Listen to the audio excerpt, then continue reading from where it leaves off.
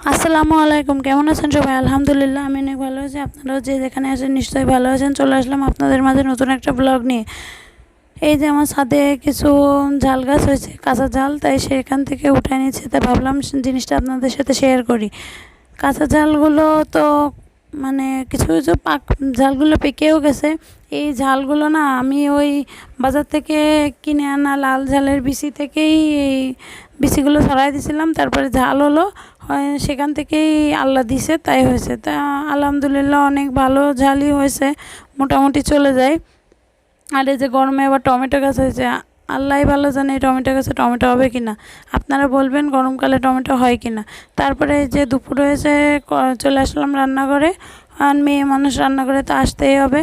তারপরে কড়াইতে তাড়াতাড়ি করে সরিষার তেল দিয়ে দিলাম।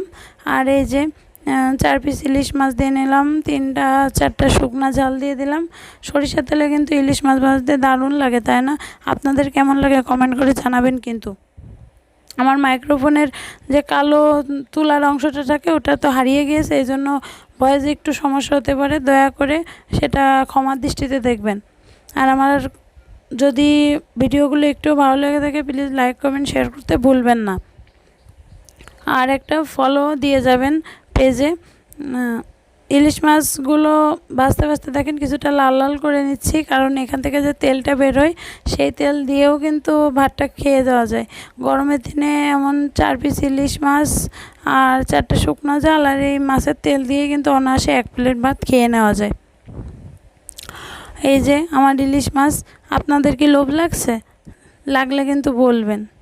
এই আমি তো নিজেই একজন লোভী মানুষ মাছ দেখলে, তা আপনাদের কি বলবো বলুন।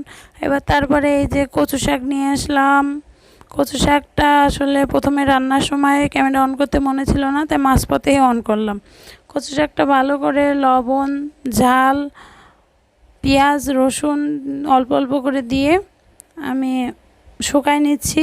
শুকায় নেওয়ার পরে এই যে আরেকটা কড়াইয়ে তেল দিয়ে দিলাম। তেলে এবার পেঁয়াজ আর রসুন ভালো করে দিয়ে নেড়ে নেব।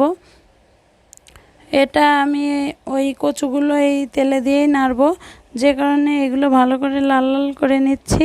এবার এর মধ্যে দিয়ে দিলাম একটু জিরা।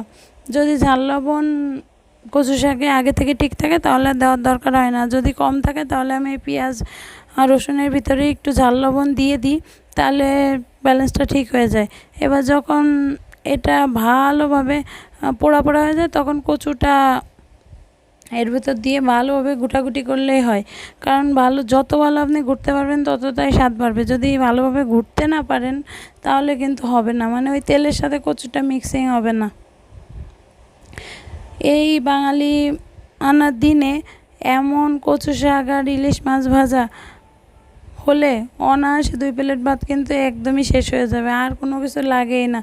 কোথায় মাছ মাংস বা খাসি বলেন, গরু বলেন, কিছুই লাগে না, শুধু এরকম কচু শাক হবে, ইলিশ মাছ ভাজা, তেল, শুকনা ঝাল দিয়ে আর 2 পিস লেবু। কি টেস্ট বলুন। আপনাদের কি লোভ লাগছে?